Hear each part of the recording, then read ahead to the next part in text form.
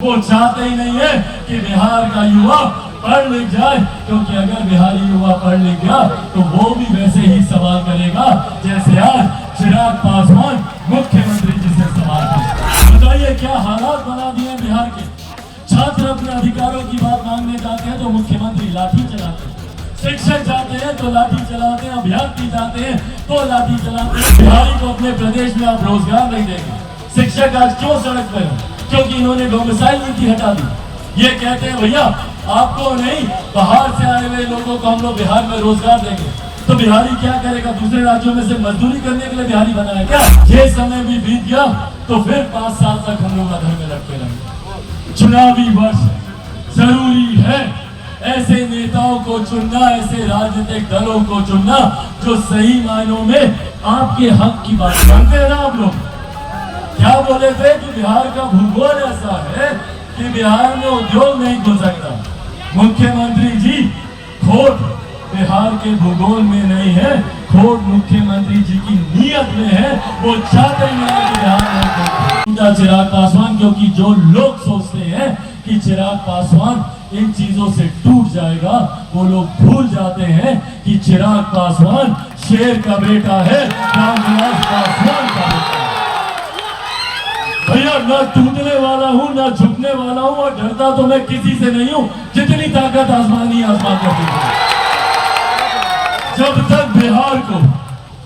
तक बिहार को विकसित राज्य नहीं बना दूंगा तब तक मैं भी चैन की सांस नहीं लूंगा। ये वादा आज आप लोगों से करता हूं। बताइए क्या हालात बना दिए बिहार के।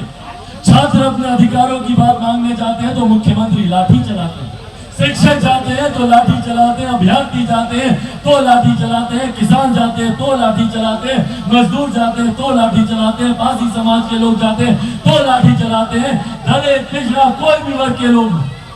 जब जिसने अपने अधिकार की बात की सबके ऊपर लाठी चलाने का काम। और बदले में मुख्यमंत्री जी से पूछिए कि भैया क्या किया आपने। एक मुख्यमंत्री होने के नाते, प्रदेश का नेतृत्व करता होने के नाते मुख्यमंत्री जी की जिम्मेदारी थी कि पूरे प्रदेश को एक साथ बांध कर रखे।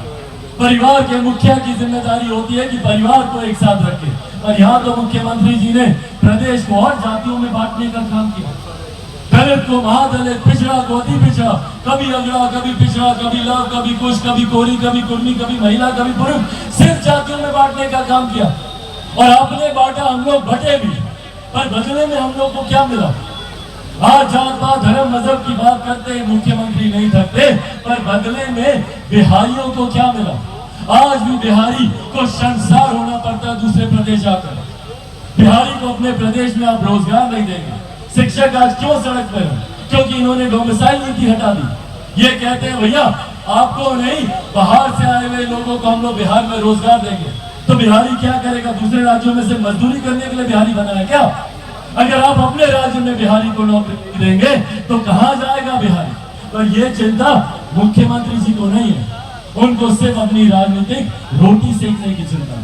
इस गठबंधन में रहे, उस गठबंधन में रहे, मुख्यमंत्री कैसे बने रहे, सिर्फ कुर्सी की चिंता मुख्यमंत्री नीतीश कुमार जी को सताती है। इसीलिए साथियों, इसीलिए आज आग्रह करने आया। ये समय भी बीत गया तो फिर 5 साल तक हम लोग अधर में रखते रहेंगे। चुनावी वर्ष जरूरी है ऐसे नेताओं को चुनना, ऐसे राजनीतिक दलों को चुनना जो सही मायनों में आपके हक की बात करें, आपके अधिकारों की बात करें, बिहार के सम्मान की बात करें, बिहारियों के सम्मान की बात करें। उन लोगों को आगे लाने की जरूरत है। मेरे नेता, मेरे पिता ने अपने जीवन के अंतिम क्षणों में बिहार फर्स्ट और बिहारी फर्स्ट, जो एक विकसित बिहार की नींव है, उसका वो निर्माण कर देंगे।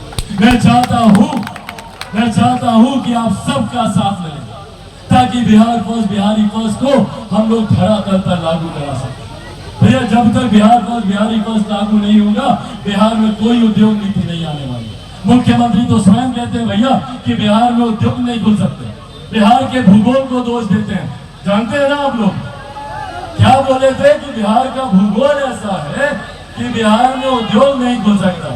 मुख्यमंत्री जी, खोट बिहार के भूगोल में नहीं है, खोट मुख्यमंत्री जी की नीयत में है। वो चाहते ही नहीं है कि बिहार में वो चाहते ही नहीं है कि बिहार में रोजगार मिले।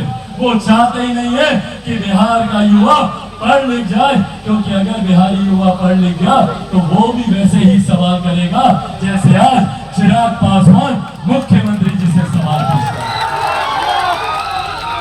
इसीलिए साथियों, यह आग्रह करने आया हूं, मैं अपनी तरफ से एक ईमानदार प्रयास कर रहा हूं और जात पात धर्म मजहब सबसे उठकर 13 करोड़ बिहारियों को आगे लेकर जाने का मैं प्रयास कर रहा हूं।